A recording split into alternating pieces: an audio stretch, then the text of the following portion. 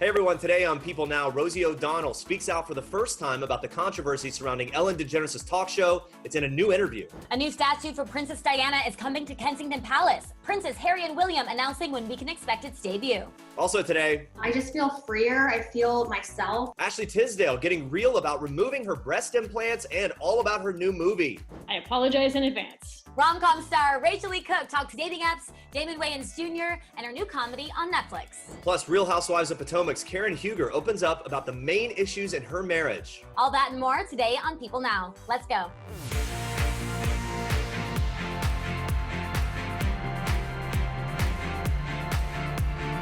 Hey, what's up everyone? Welcome to People Now. I'm Jeremy Parsons. Happy Friday. All right, sad day everybody. This is the last episode of People Now ever. My last green smoothie to kick it off. Everything's a last and I'm soaking it in. How are you, Andrea?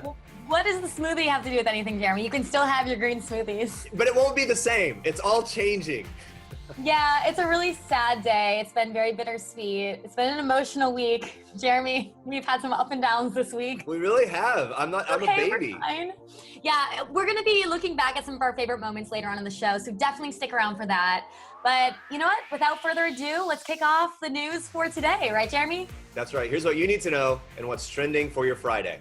Rosie O'Donnell is adding herself to the list of celebrities who are showing their support for talk show host Ellen DeGeneres. During a guest appearance on Busy Phillips' new podcast, Busy Phillips is Doing Her Best, Rosie revealed she feels compassion for Ellen as she continues to face toxic workplace allegations related to her popular daytime show. Rosie says, quote, I have compassion, even though, I hear the stories and I understand, I think she has some social awkwardness. Rosie adds that she has, quote, her own kind of history with Ellen. Ellen has come under fire in recent months after allegations surfaced that her daytime talk show has cultivated a toxic work environment. Since the revelations were first revealed, Ellen has apologized to the staff of her talk show numerous times, and 3 of the show's top producers, Ed Glavin, Kevin Lehman, and Jonathan Norman, have also parted ways following an internal investigation by Warner Media. Staffers on the show also recently learned that they will now receive increased benefits. A slew of Ellen's other famous friends have also come to her defense, including Katy Perry, who previously wrote a note of support for her pal on Instagram, while Kevin Hart shared in an interview with Deadline, quote, I don't lose sight of the definition of friendship. In our business, it's one thing that people don't really hold on to. Though Rosie is coming to Ellen's defense, she actually has never been a guest on Ellen's show, and she revealed why on the podcast, saying she's, quote, terrified she's gonna scare me and give me a heart attack. Ellen is, of course, known for pranking her A-list guests by scaring them in very creative ways. There you go. You might remember Rosie had her own talk show from 1996 to 2002. Side note, I used to watch it every day when I'd come home from school. Sad or happy? I don't know. I thought it was a good time. Anyway, on the podcast, she mused about what it's actually like hosting a talk show, explaining that it isn't, quote, anything close to real life. Rosie added, you get people clapping at your very existence and then telling you how you altered their life, and it's a lot to take in. And when I stepped away, I knew that this was all I could take. That was her quote. Prince Harry and Prince William might be on the opposite sides of the pond these days, but they came together to issue a rare joint statement announcing that a statue they commissioned for their mom, Princess Diana, is set to debut on what would have been her 60th birthday. The statement was issued through Kensington Palace and revealed that the statue will make its debut on July 1st, 2021. It'll be unveiled in the Sunken Garden at Kensington Palace, which may look familiar to some royal fans out there. It's where Prince Harry and Meghan Markle announced their engagement back in 2017. The announcement comes just 3 days before the 23rd anniversary of Diana's death in 1997, and it's the first time the brothers have publicly spoken together since Harry and Meghan moved to their new home in Santa Barbara, California. The statue was originally commissioned by the brothers in 2017 to commemorate the 20th anniversary of Diana's death. Royal sources say that the design of the statue had been progressing well, but the installation was delayed because of the ongoing COVID-19 crisis. According to the press release, quote, the princes hope that the statue will help all those who visit Kensington Palace to reflect on their mother's life and her legacy. All right, everyone. Well, we hate to admit it, but fall is officially on the way. Say it ain't so. It's always so sad to say goodbye to summer, but I'm excited to look ahead to fall's hottest beauty and fashion trends, including one of my favorites, full natural brows, which I'm always chasing. I count that as a compliment because I got some full brows I've had to deal with my whole life. Anyway, today, lead makeup artist for Maybelline New York, Grace Lee, is showing us an easy, versatile way to get that look in seconds using the Maybelline Brow Extensions Fiber Pomade Crayon. Watch.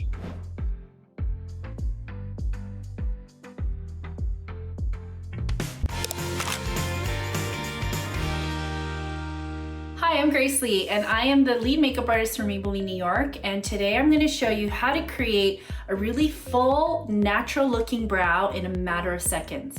The product that I'm using is the Maybelline Fiber Pomade Crayon. So the Maybelline Brow Extensions, it's basically a retractable pen, and it is very easy to use. What I'm going to do is just create small strokes following the natural bristles of the eyebrow, upwards and outwards.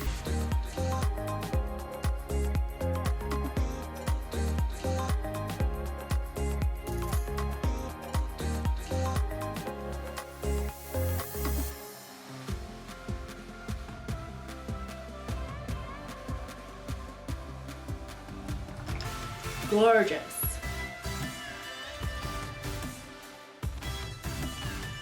And there you have it. Look how easy that was.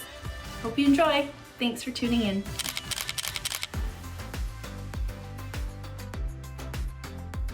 All right, stay with us. We're talking with Rachel Lee Cook all about her new film, Love Guaranteed, and she's sharing her own views on finding love. Plus, Real Housewives of Potomac star Karen Huger spilling the tea on all the current drama between those ladies. Guys, stay tuned for that. Stick around.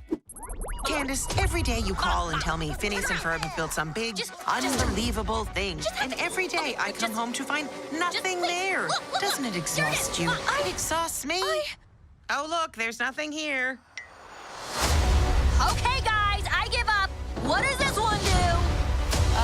Candace? Candace! Where are you going? Where is she going? Phineas and Ferb, the movie Candace Against the Universe, is streaming now on Disney+. Ashley Tisdale is back reprising her role as Candace, and I sat down with her to get the inside scoop on what fans can expect from the film and so much more. I was so excited to obviously just be starting up again as that character, but I was a little bit nervous. I remember going into the first recording session saying to Dan and Swampy, our creators, I'm like, let me just feel this out for a second. I just have to find Candace. And within like the first run of it, they were like, you're fine. She's like, she's a bit crazy. And like, I love playing her because Dan and Swampy just like really allow me to be creative and throw things in there. And I think that's like how I step into that character, is just being able to like, just have fun. And when they start laughing, I know I completely have nailed it. And how will the movie be different from the series? Well, the series, obviously, we've done tons of episodes. This movie is different because it is Candace's movie. It's Candace Against the Universe. Anybody who knows Phineas and Ferb and has grown up with it is gonna love it. But also, people who are just gonna be finding it out for the first time, they're gonna love it as well. I think it's a very great representation of what the series was about. But Candace is obviously, frustrated. She's always trying to bust her brothers. It never happens. So she's like, you know what, I need space from them. And she actually ends up in space. And a lot of adventures happen out there. So I don't want to give too much away, but it's just like great music, a great movie, and I'm excited for everybody to see it. Well, fans are excited as well. I gotta ask you about this. You just launched FRENSHE. So this is an online space for you to journal and open up about a variety of things, healthy living, style, and more. What are you most excited about when it comes to this new platform? I think I'm most excited just being able to be honest and vulnerable and talk about my experiences. I feel that, I've gained a lot of knowledge in the health and wellness space of just being someone who has met with a lot of experts and holistic and non-holistic doctors. And I think that what I'm really most proud about and seeing the reaction and obviously seeing the messages come through on DMs on FRENSHE's Instagram and the comments is this community just being open and hearing other people's, their stories and what they're going through. Like I did a post about the quarantine blues and what I do to combat that. And then to see like other people opening about, what they are going through, it's just like feels like, I don't know, I just have never had that communication with my fans or with like people that are just becoming fans. And I think that there's just something like really cool about opening up that communication at a time like this. It's been really awesome. Yeah, I mean, I'm obsessed. So I'm already following FRENSHE and I'm going to be looking for updates. So like there's obviously little things that you can do to adjust your life and take out the toxicity. And then you did a really big thing. You actually had your breast implants taken out and you've been open about that on your Instagram. How has that change impacted you and how are you feeling today? The change has been so positive. I mean, even a week later, it was like shocking how different it was. I had, you know, I just intuitively thought it was maybe that. And so, you know, seeing like a week later, like I did a before and after picture. And the before picture was like the morning of surgery in this waiting room. And the after picture was a week later in the same waiting room with the same light. And you just see my skin tone has come back, like the coloring. So I don't know if I don't know if it's a real thing that there's this breast implant illness, but I seeing that, I was like, oh, you could see it was like slowly poisoning me in some way. I just feel freer. I feel myself. I feel so happy to like love my own body the way it's naturally supposed to be. And I think that that is something that, you know, took time. And, you know, like I have scars obviously from it. And so, yeah, there's times where I'm like, man, I wish I never did that. But then, you know, the scars are beautiful because it's the journey of getting me here. And so I just try to look at everything with like a positive perspective. And I'm just, you know, it's scary to be open and very honest about something like that, you know, coming out. But I think that it's important. And I think people aren't really talking about, you know, the side effects of that stuff. And I want to be able to talk about that stuff. Absolutely. You've also been really open about your anxiety, which helps a lot of people because anxiety is a real thing that so many people struggle with. How have you been managing during this coronavirus lockdown? Are there certain things that have been helping you through this time? Yeah, I mean, I talked about on my blog how I've recently gone back to the book that helped me the first time, which was a book called Attacking Anxiety and Depression. And so I've been doing that to help, but I also, you know, I've been doing hikes. I love to be outside in nature, but I'm not being too hard on myself on working out. You know, I'm someone who like loves to work out usually with my trainer like 3 to 4 times a week, but because of, you know, what we're in, it's just different. It's like, you know, we've never been in this situation, and I've decided to be more compassionate to my body and not like pushing myself like you have to do this. Obviously, when I work out, I feel great, but it's different types of workouts. It's like yoga that I find on YouTube and stuff that's more like kind of calming and easier on my body. Another workout is dancing, and you've been doing a lot of it on TikTok. Your videos are so fun. Something I did notice though is that your husband doesn't really make a ton of cameos in your videos. So what does he think of all the TikToks? Oh, he thinks it's so funny. I'm always showing him like the finished product, and he's like,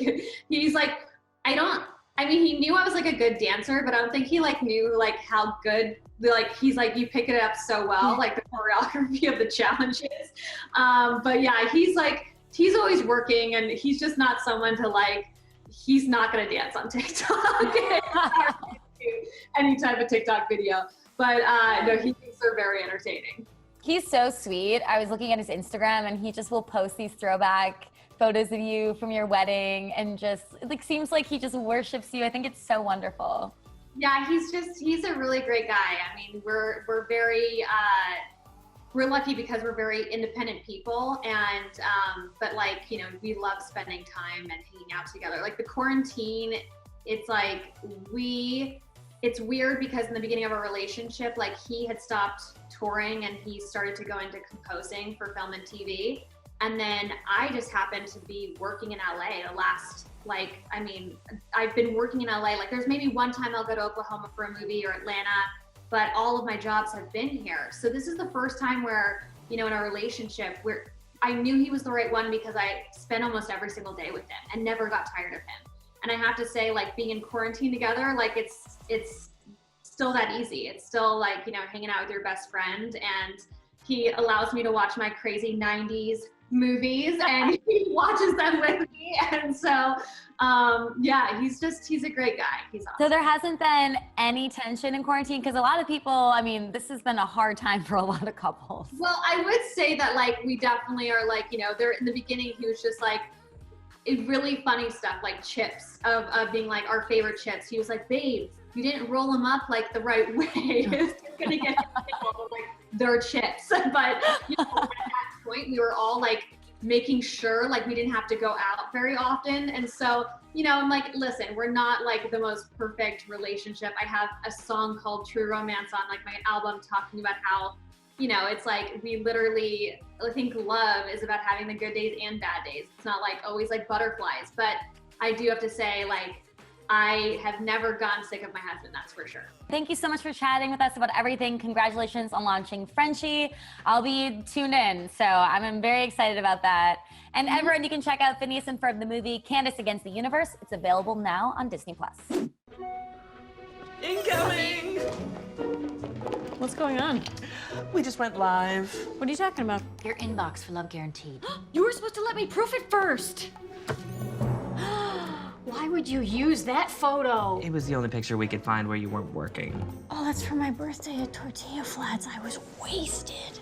A drinky Susan is a dateable Susan. I do dip my french fries in mayo. I do like old dogs better than puppies. Wait a second, how do you guys know all this stuff about me?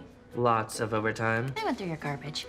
They're lining up like planes on a runway. Whoa, whoa, what? No, maybe. No, not right now. No, I have to interview Nick's dates for their depositions. Which you can do while going on dates of your own. Hashtag research. Mr. Yang next door is willing to offer you a friends and family lunch discount. Love Yangs. He's weirdly as excited as we are. For research. In Love Guaranteed, Rachel Lee Cook stars as Susan, a lawyer who's representing a high-paying client named Nick, played by Damon Wayans Jr., who wants to sue a dating app that guarantees love. I caught up with Rachel, who gave us her views on finding love in today's dating world and how Damon Wayans Jr. got involved with the project. Watch. From your perspective, why do you think people are going to be obsessed with this rom-com? Okay, knock on wood somewhere, Jeremy. You're jinxing us right now. I'm knocking on it right now. Sure. Listen, the trailer alone is enough to be like, oh, this is fantastic. I mean, it really is. It's so funny. I so appreciate that. This movie means so much to me, being involved with it from you know, its inception to talking to you. So I'm really just hopeful that people love it and want to check it out. Well, thank you so much for saying that, brother. Just thank you. There's a relatability that so many people can connect to when it comes to trying to find love in the virtual world and dating apps and everything else. And just the whole concept of someone being like, that's it, I'm suing because I can't find love. Totally. And I don't know if you're talking to Damon later, but what I love is his story about how he came to definitely decide to take the role. Is he was reading the bed. He was reading the bed. I'm such a dumb. He was reading the script in bed, and his wife was like, "What are you reading? What's it about?" He goes, "It's a rom-com. It's about some guy who sues a dating app." And she goes, "Oh, that's so crazy. My friend XYZ is suing XYZ major dating app right now." And for the same reason? For like the same kind of like false advertising or something? I don't know. Damon won't give me details. But Okay, yeah. But you know what I mean? I was just like, woo! Yeah. So he believes in signs like that, luckily. And he was like, well, guess I'm doing this movie. Where do you fall in terms of like just being aware of the world of the dating apps? I mean, I have friends, I've been married a while, but I have so many friends that have had great experiences, but then the horror stories and the hilarious stories are so good. What are some of the takeaways you've had with maybe friends? Or maybe what's your attitude about it generally? I know. Okay. I was out with a friend years ago, and she was letting me play her. It's like a video game. Come on, it's sort of depersonalized. She was like letting me play on her dating app, and we were at a bar. And I was just like, no, he doesn't look like her type. And I swiped, I can't remember which way, but the bad way. Is that left? Left is bad, yeah. I think left is bad, yeah. And this guy behind me goes, you just left swiped me. No way! Looking over my shoulder. He was there, and he saw you see him and left swipe him? He claims. I can't tell if he's hilarious or if it was actually him, but there was a strong resemblance. Hilarious. Actually, that is pretty fun. That's a pretty good pickup line, or a good icebreaker. Right? Yeah. I don't know. I've never told him again. If you were to have a Tinder or some dating app profile, what would your little caption be? I apologize in advance. That's perfect. I mean, is that insulting for me to say that's perfect? I don't know.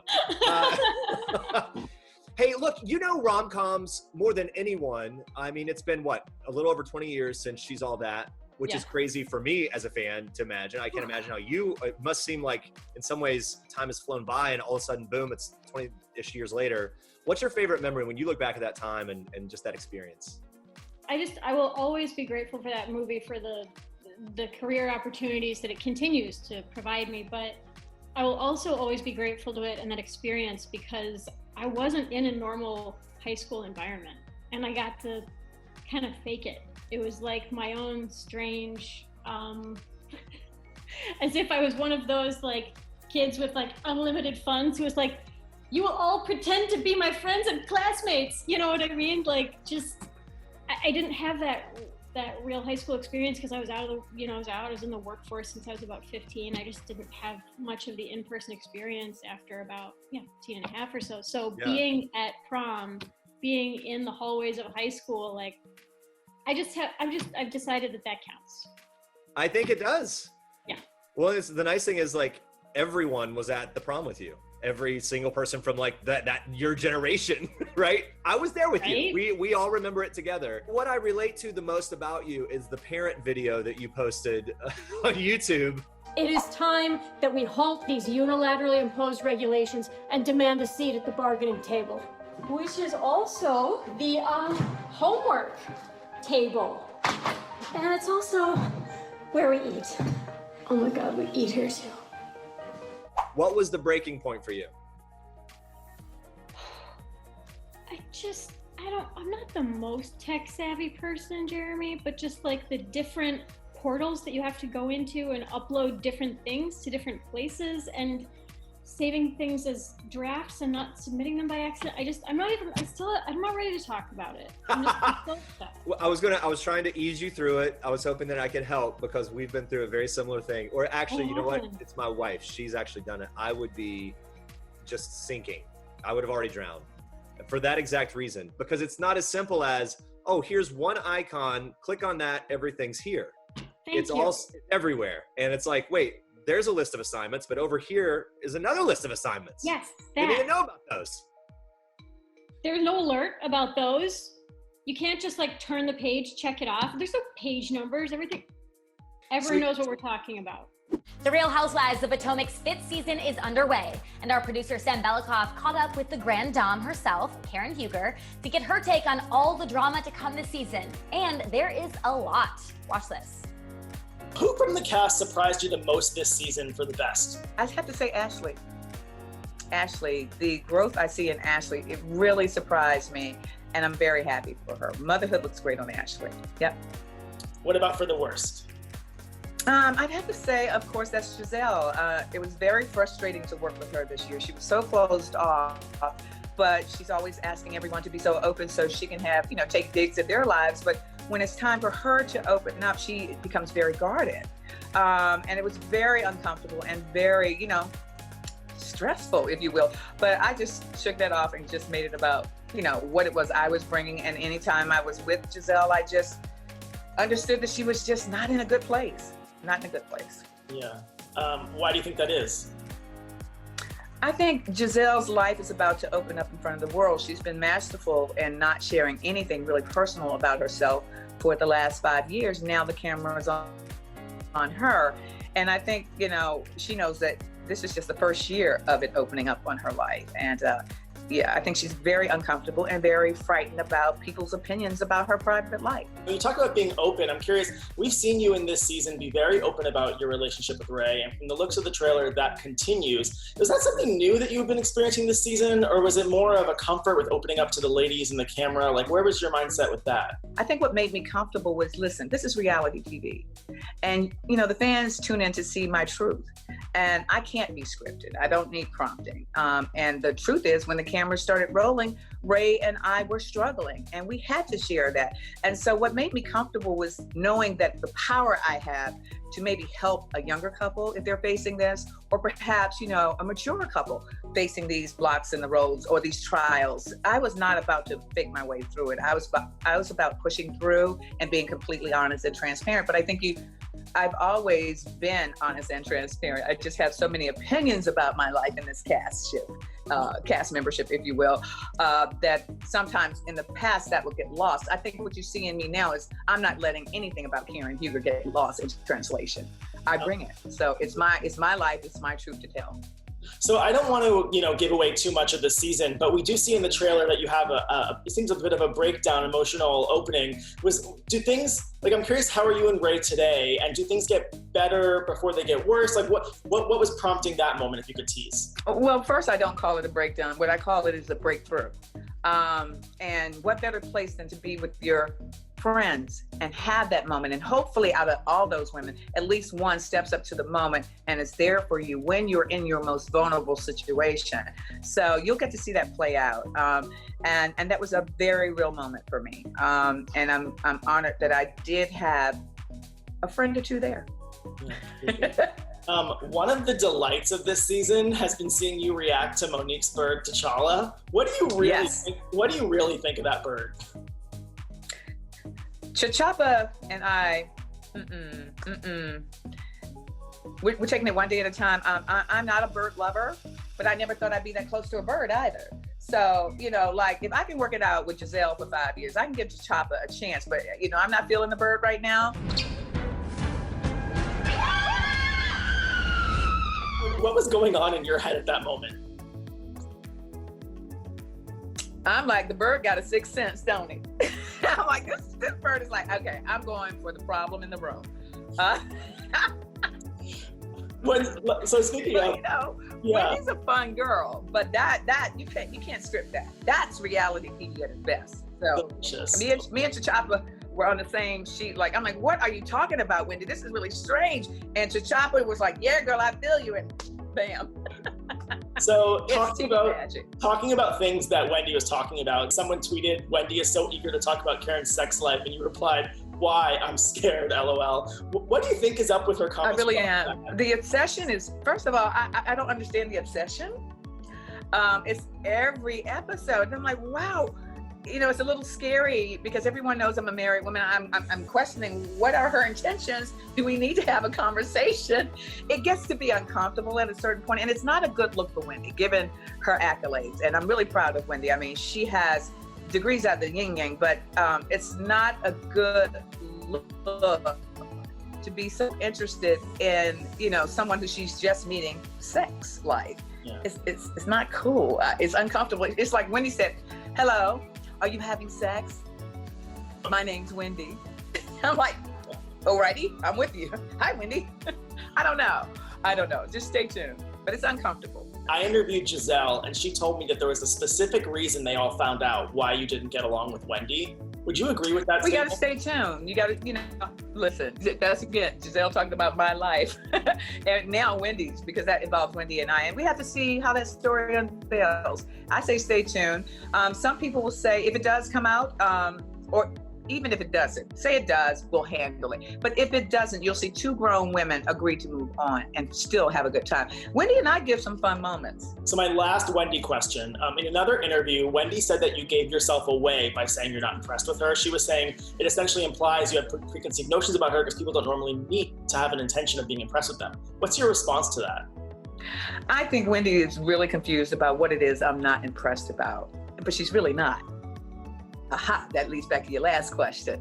Wendy knows, first of all, let me put it on record. I'm extremely proud of Wendy's academic accolades. That's powerful, and she's a Black woman doing a dang thing. Congratulations. But her accolades, academic achievement, is not what I'm not impressed with. Stay tuned. And Wendy knows that. She knows what it is. I spoke with Gizelle, and she told me that your relationship with her, that you're not in a good place right now. And then at the end of the season, she said that you did something to her that she would never do to you. So we don't want to spoil the show, but what's your reaction or response to that? First of all, I'm shocked that she has the gumption to have those words fly out of her mouth. I have never done anything to Gizelle. I didn't print a t-shirt when she decided to go back to Jamal. She did that to me. I didn't call Jamal Uncle Ben. She called my husband Uncle Ben. In my opinion, Gizelle should just be grateful that I am, kind enough to forgive her and even speak to her. Through the years, if we look at what Gizelle has done, her history speaks for itself. I don't need to defend myself. Gizelle is just reaching because, again, that veil about Gizelle is being pulled back, and people are going to see her for who she really is. Yeah. Well, and I say walking your truth. Well, you've always been up and down, but do you think there's hope for your friendship with her? Actually, I'm on pause with that, because if she doesn't change, I'm not sure I want someone like Gizelle to be called my friend. That she has to stop tearing down families. She has to, this season alone, you know, and I said this before, I'm not about what she's bringing to TV concerning the Samuels family. She attacked my family. Now it's the Samuels family. And it's just too much. It's disgusting. It's despicable. And I want nothing to do with it. So I don't know that I want someone like Gizelle in my life unless she does some personal work on herself and understand that you just don't do that. Not even for fun. We have so much more with Karen Huger in our full interview with her. Head to PeopleTV's YouTube channel to hear her open up about being stuck in the middle of Candace and Monique's altercation. Plus, we'll ask her about the upcoming drama between Ashley and Michael. And don't forget, you can watch The Real Housewives of Potomac Sunday nights at 9 p.m. Eastern on Bravo. Guys, Amazon's original series, The Boys, was an action-packed superhero smash, and it's coming back for season 2, September 4th. Fans cannot get enough of this, the high-energy graphic novel adaptation. Fans also can't get enough of the woman behind Annie January, aka Starlight, ERIN Moriarty. It's great to see you. Thank you, likewise. Did I set it up well enough?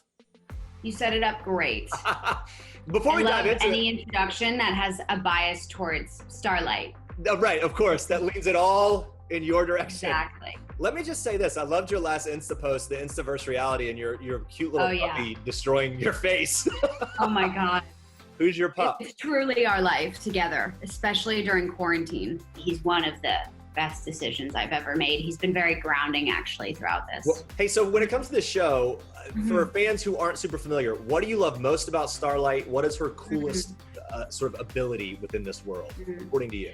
So I would say what I love most about her is that when you meet her, it's really easy the way they set her up. It's really easy to make the assumption that she's going to kind of fit that stereotypical pigeonholed box of just being the ingenue and the love interest in a character that is angelic, and a lot of times angelic translates into being kind of naive and just playing the role of, you know, the young woman who is simply the love interest, has some powers, but she's really just, her purpose in the world is to be the love interest, to lead and to play someone that is maybe perhaps less nuanced. But she really flips that stereotype on its head and surprises everyone, I think, because she faces so much adversity in season 1. And you look at someone like her and you might think she would be defeated by it, but it makes her stronger. She stands up to it.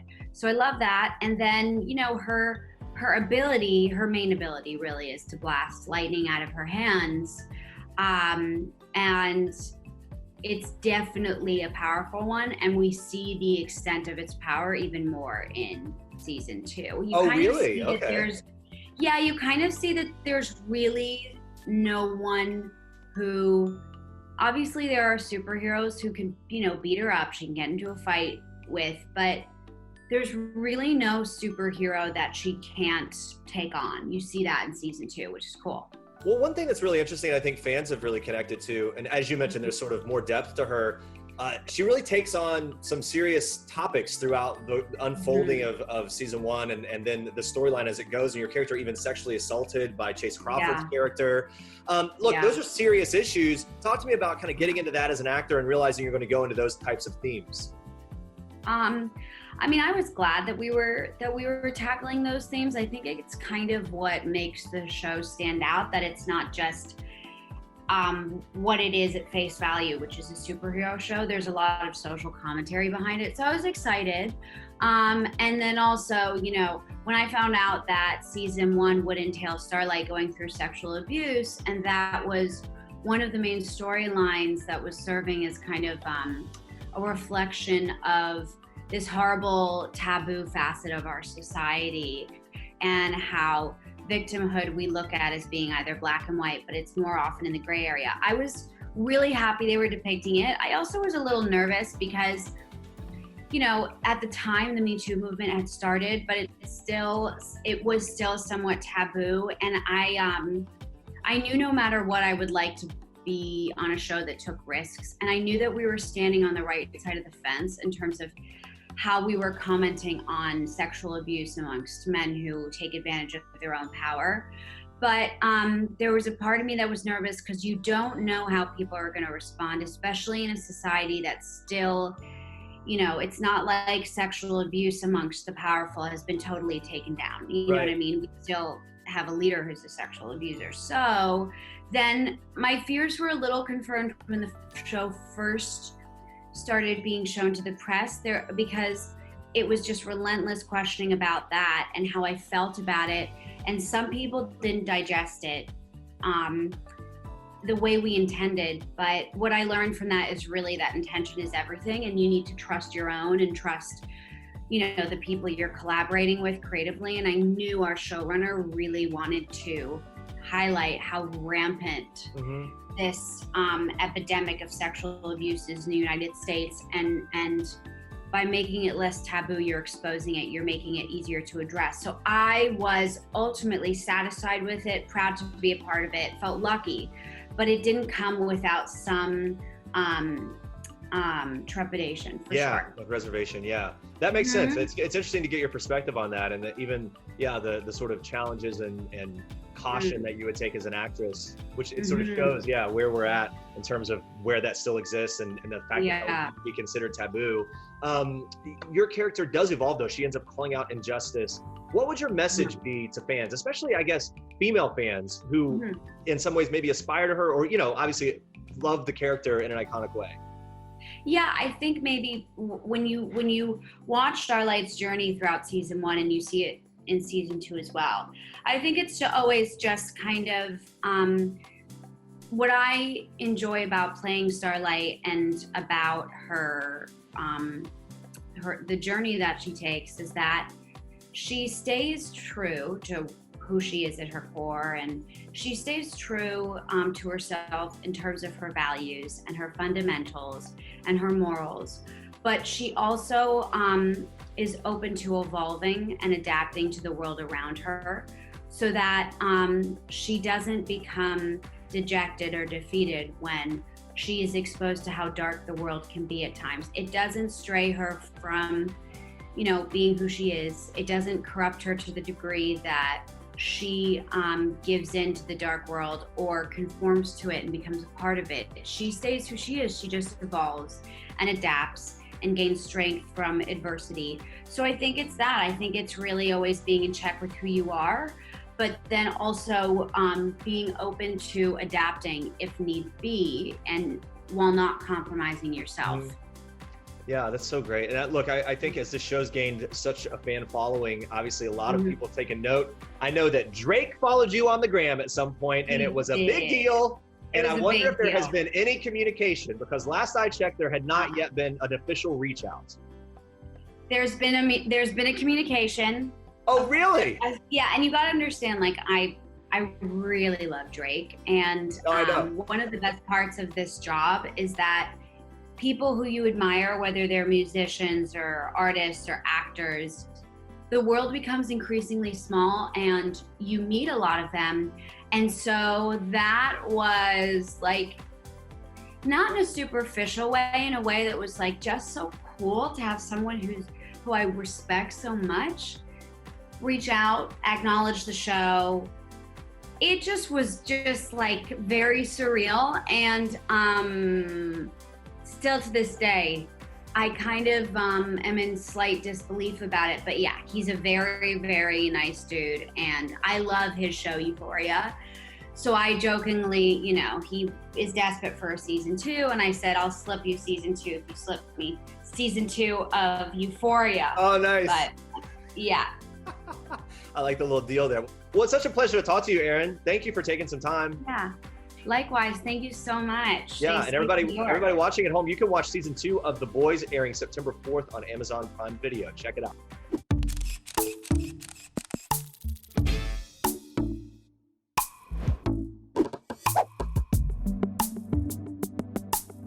Okay, Katy Perry fans, it is finally here, her new album, Smile. But now I got that smile.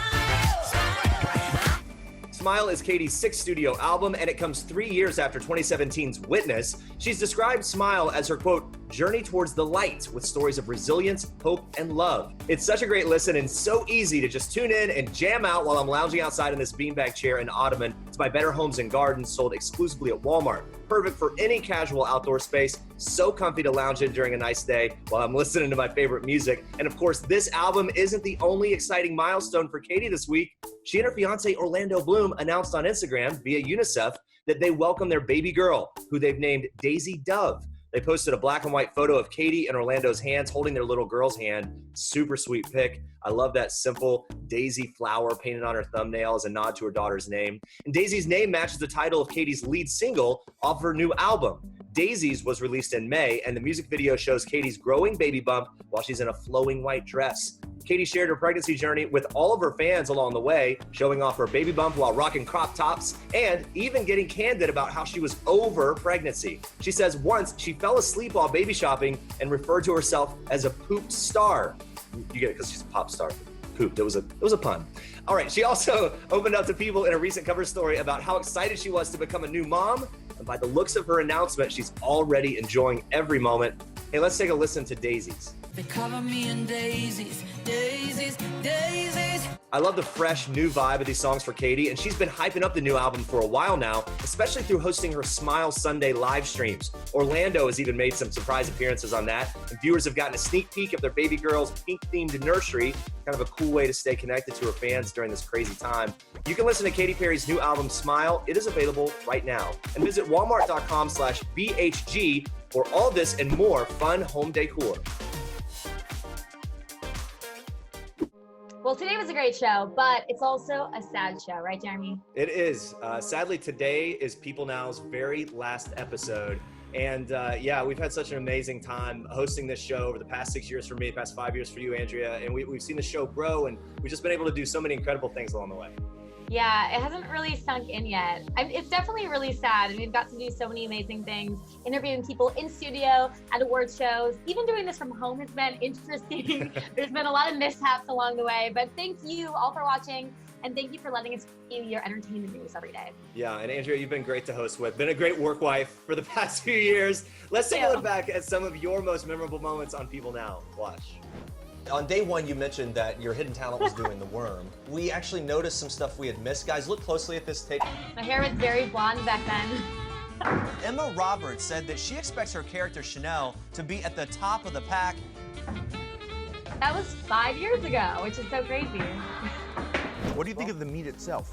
I really like it. Me too. Do you know what it is? Do not know what it is. What is it? Would you like to know? I would like to know. I'm gonna take a big bite.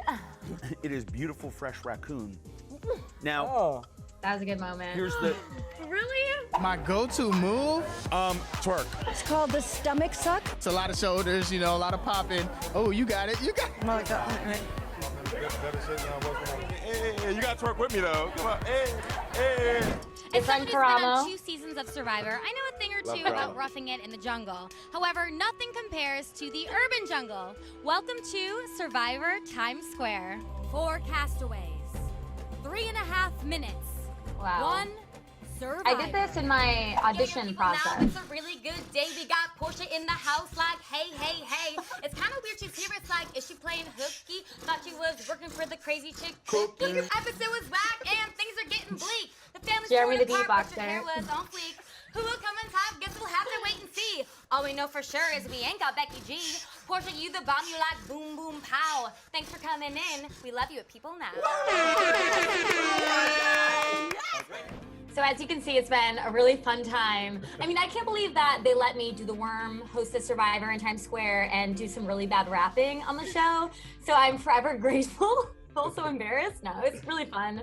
I actually remember one of my first interviews I did for People Now was with Deborah Mesting. So I have that picture 5 years ago, Wow. peace signs. And then there's the first picture I took with you, Jeremy, or one of the first. It was with Keke Palmer. I know maybe you're not happy with your face there, but I think it's a good picture.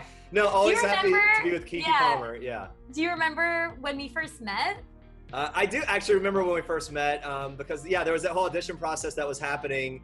And I just remember that of everyone, you were just super cool about it. And I later found out that like you act cool about it, but you had plotted so many things. So you broke out all your special skills, the worm, your juggling, the rap skills. And as soon as I knew that you could be like super self-deprecating like I could, I knew that it was going to be a good match. And I think that's turned out to be the case.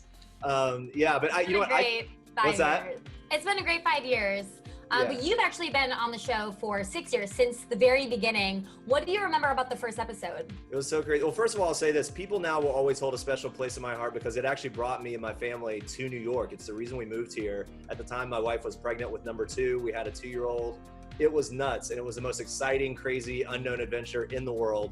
And then the show kept getting delayed. And so finally, when the first episode came, it was like, oh my gosh, I thought this was never gonna happen. My co-host at the time was Abby Crutchfield. She's who I launched the show with, and we had the Backstreet Boys on. I just remember that first episode feeling like such an accomplishment because there had been so many roadblocks along the way. But I was super nervous and really had no clue how it was gonna look or what it was supposed to feel like. But I do remember this. We had Morgan Freeman on as our very first People Now interview. It was before the show launched. There's a quick pic of that with Morgan Freeman and Abby Crutchfield. It was like, oh my gosh, day one, we got Morgan Freeman. It's pretty epic. I remember him being just so cool, and he was the nicest guy ever. And you know, everything he said, it was just like he had words of wisdom. And I don't even know if they were really words of wisdom, but because it was his voice, it sounded like a word of wisdom. And I knew it was going to be a great ride at that point, and it certainly has been. Well, yeah, and then ever since that moment, you've had these incredible moments on the show. So let's take a look at some of your top moments, Jeremy. On the bus with Wendy Williams on People Now. Are we gonna be okay? How fast should it go? Yeah, that would do. Oh gosh, my bluegrass. Okay, here we banjo. go. Jesse. No, You really was a good sport. I tried. Can he make it? Oh! Gene Simmons with the extra point. That's round one. Here he goes. Gene Simmons was a piece of work. Regular. This was actually dangerous. This was dangerous to a lot of people. To a regular outlet, charge it for 2 hours.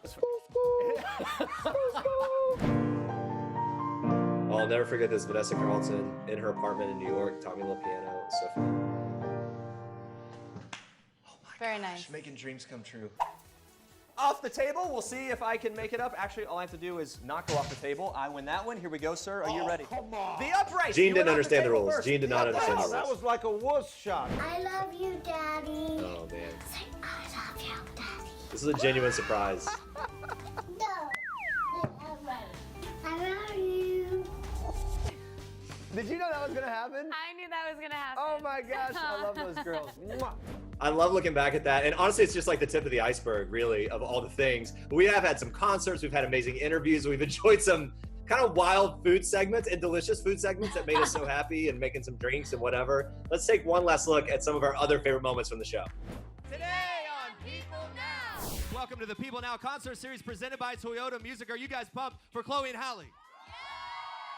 We're so excited to have cast members from the hit show here with us right now. Welcome Gaten, Millie, Noah, and Kayla. Big round of applause, everybody. Come on. So pumped to see you guys. We wanted you to feel at home. I mean, we're sort of channeling where you sort of lived, where Eleven lived in the basement, and sort of the tent, the quilt and blanket. It's great. Fort thing. Do you like it? How do you rate our Ford making skills? Did you guys actually make it? 10. I mean, our team did. Our team. Oh, well. Bert, you ready for pom prom?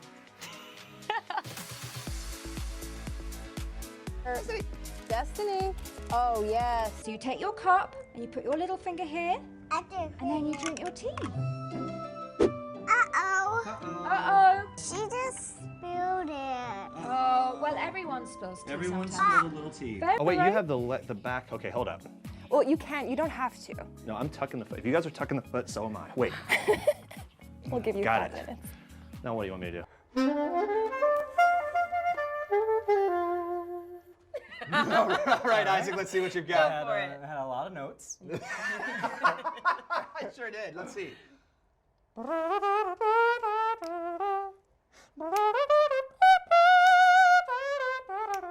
I thought we could get into the spirit of Halloween, even though we look Christmas. We do look Christmas. We'll do some candy edible necklaces. This is what it would look like.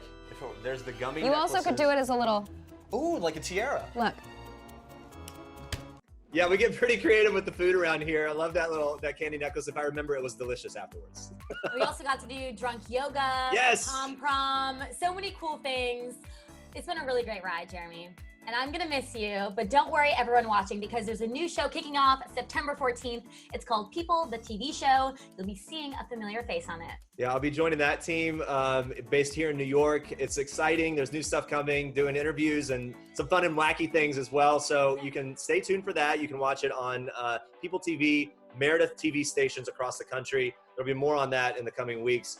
But for now, from Andrea, myself, and the entire People Now crew, thank you so much for watching today. Thank you so much for watching over the years. We've had a blast. And thank you, Jeremy, for being an amazing co-host. Here's to the nights we felt alive. Bye, everyone. Here's to the tears you knew you cried. We don't have rights for that. Bye, everyone. Oh, can I not do that? No, you can do it. It's fine. Okay, bye. Okay.